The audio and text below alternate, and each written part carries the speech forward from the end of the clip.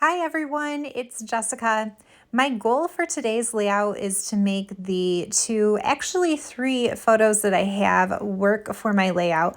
You can see that these are the two that I'm starting with here, and they were not very good. They were selfies in a restaurant and the lighting was terrible, the colors are terrible. So I decided to size them down to 3x4s and print them in black and white.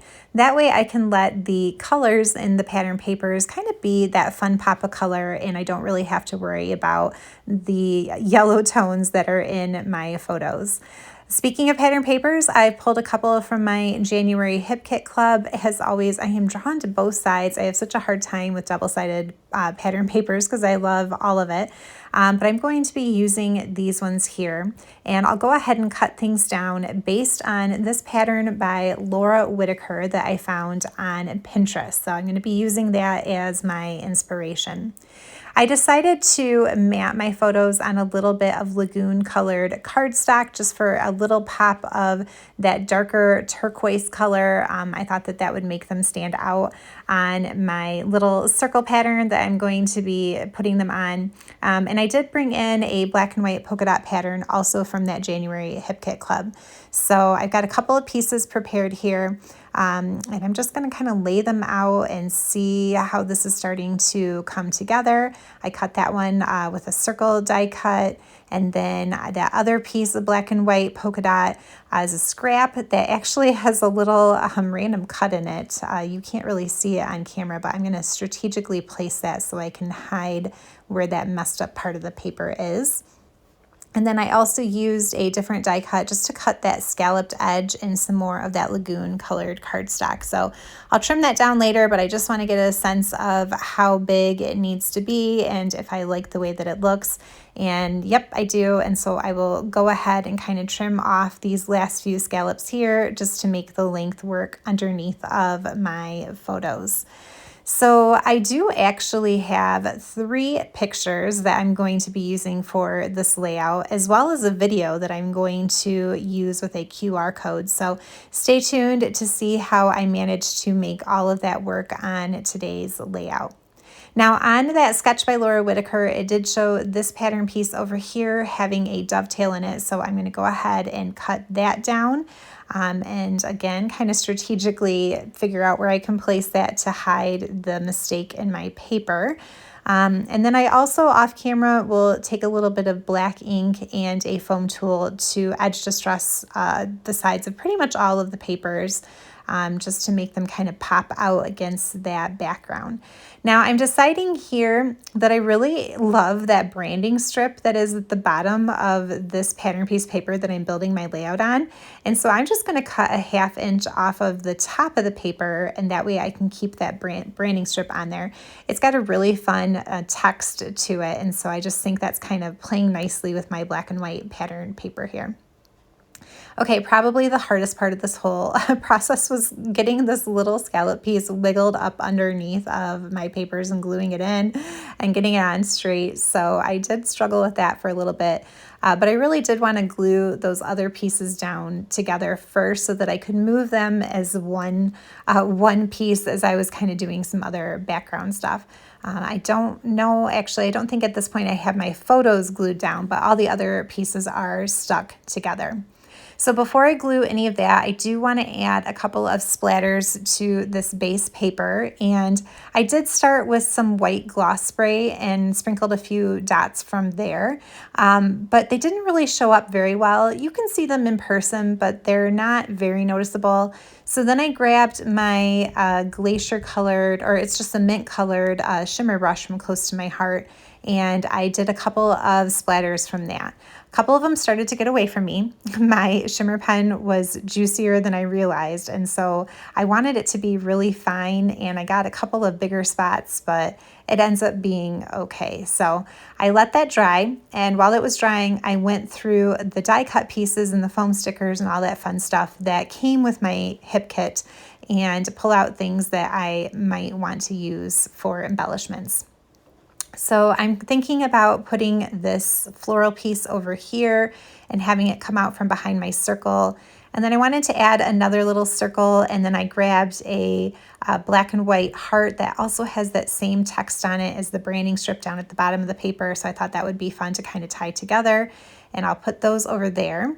And then I also thought it would be fun to use yellow as a nice little accent color just to kind of make things pop because my photos are in black and white. So I put that little yellow circle over to the side.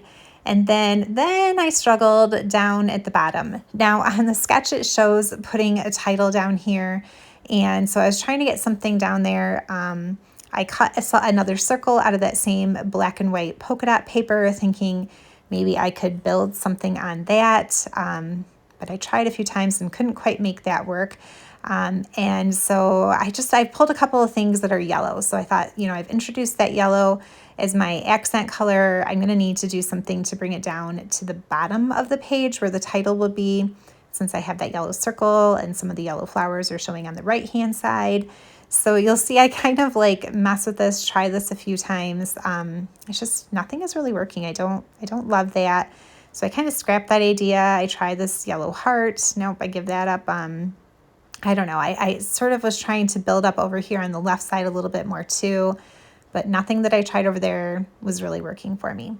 So here's where I thought maybe this is, it'll be enough yellow. So let me kind of tuck this under and see if this idea is going to work. Here's where I bring in that third photo. I'm going to put my journaling and my little QR code for the video on the back side of this.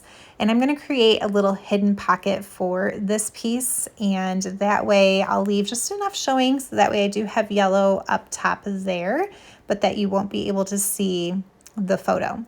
So these pictures were from a weekend that my parents had wanted the kids to come stay with them. And so my husband and I thought, oh, wonderful, we can go out to dinner, without any kids tagging along.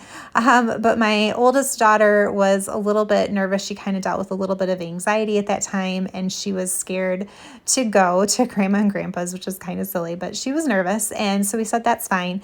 So the other two went off for a sleepover at Grandma and Grandpa's, and she got to crash our date night with us, and it ended up being so much fun and an opportunity for her to kind of have that only child feeling, even though she's really the oldest of three.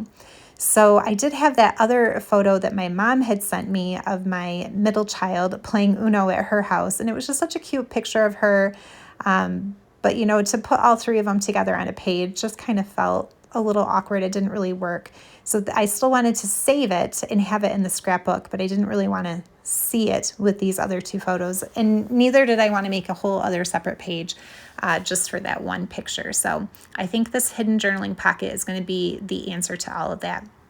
Now I did glue that floral piece down with quite a bit of liquid glue because I want to make sure that as this pocket comes in and out, that it's not going to be catching on that that floral piece there. So I made sure to get lots of adhesive and glue right up to the edges of it and really stick that down.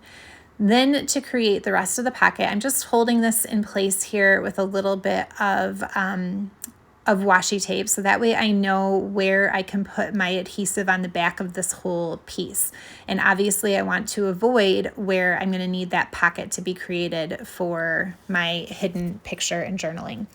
So I'm just putting some regular, tape runner all the way around. And then I think, maybe I need a little something here. I know this is going to be glued to the page, but let me add just a little strip of scrap paper here, just to kind of give it a little bit of lift and also kind of put like a little shelf down there, if you will, to really make sure that that stops right where I want it to. And so that way just enough of that yellow is peeking out of the top. So I just stick a little piece of scrap paper there just to kind of help me know exactly where I want things to go. I add a little bit of glue to that as well.